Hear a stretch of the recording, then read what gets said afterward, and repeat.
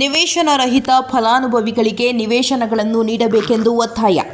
ನಿವೇಶನ ರಹಿತ ಅರ್ಹ ಫಲಾನುಭವಿಗಳಿಗೆ ಸರ್ಕಾರದ ವತಿಯಿಂದ ನಿವೇಶನಗಳನ್ನು ನೀಡಬೇಕೆಂದು ಒತ್ತಾಯಿಸಿ ಕರ್ನಾಟಕ ರಾಜ್ಯ ರೈತ ಸಂಘ ಮತ್ತು ಹಸಿರು ಸೇನೆಯ ಜಿಲ್ಲಾಧ್ಯಕ್ಷ ಪೂಜಾರಪ್ಪರವರ ನೇತೃತ್ವದಲ್ಲಿ ನಲಿಗಾನಹಳ್ಳಿ ಗ್ರಾಮ ಪಂಚಾಯಿತಿಯ ಅಧ್ಯಕ್ಷ ಲಿಂಗನಾಯಕನವರಿಗೆ ಮನವಿ ಪತ್ರವನ್ನು ನೀಡಲಾಗಿತ್ತು.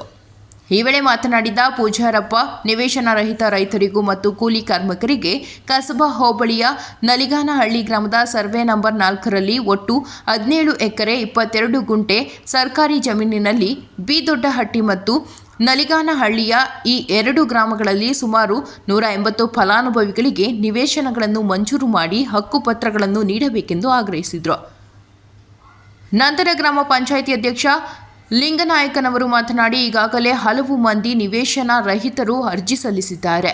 ಇವರು ಸಲ್ಲಿಸಿರುವ ಅರ್ಜಿಗಳನ್ನು ಪರಿಶೀಲಿಸಿ ಅರ್ಹ ಫಲಾನುಭವಿಗಳನ್ನು ಗುರುತಿಸಿ ನಿವೇಶನ ನೀಡಲಾಗುವುದು ಎಂದು ತಿಳಿಸಿದರು. ವರದಿ ಅನಿಲ್ ಯಾದವ್, NKS TV4 ಪಾವಗಡ. ತುಂಬಾ ಅವಶ್ಯಕತೆ ಇರುವಂತದ್ದು ಜಾಗಗಳು ಒಳ್ಳೆಯದಾಗಲಿ, ಅವ್ರ ಮಕ್ಕಳಿಗೆ ಒಳ್ಳೆಯದಾಗಲಿ. ಸೊ ಒಳ್ಳೆ ಒಂದು ರೈತ ಸಂಘವನ್ನ ಮುನ್ನಡೆಸ್ಕೊಂಡು ಹೋಗ್ತಿದ್ದಾರೆ.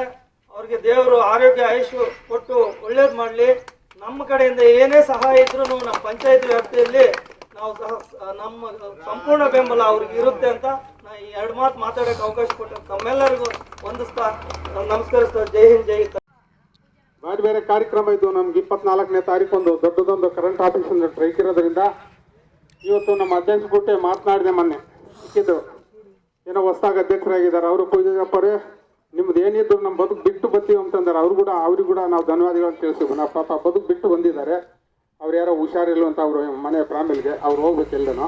ಅದರಿಂದ ಎಲ್ಲ ಗ್ರಾಮಸ್ಥರು ಭಾಗವಹಿಸಿ ಇವ್ರನ್ನ ಯಶಸ್ವಿ ಮಾಡಿ ನಮ್ಮ ಗ್ರಾಮ ಪಂಚಾಯತ್ ಅಧ್ಯಕ್ಷರು PD ಅವರು ಕೂಡ ಅವರೆಲ್ಲ ಹುಣಸೆ ಗಿಡ ಆರಾಧ ಹಾಕೋಕೆ ಬಂದ್ರು. ಪಾಪ ಬದುಕು ನಮಗೋಸ್ಕರ ಬಂದಿರೋದ್ರಿಂದ ನಾವೆಲ್ಲ ಸ್ವಾಗತ ಮಾಡಿ ಅವ್ರನ್ನ ಮನವಿ ಪತ್ರವನ್ನು ಕೊಟ್ಟು ನಾವೆಲ್ಲ ಈ ಕಡೆ ಬಂದು ಶಿಸ್ತಾಗಿ ನಿಂತ್ಕೊಂಡು ನಮ್ಮ ಅಧ್ಯಕ್ಷರು ಮಾತನಾಡಿ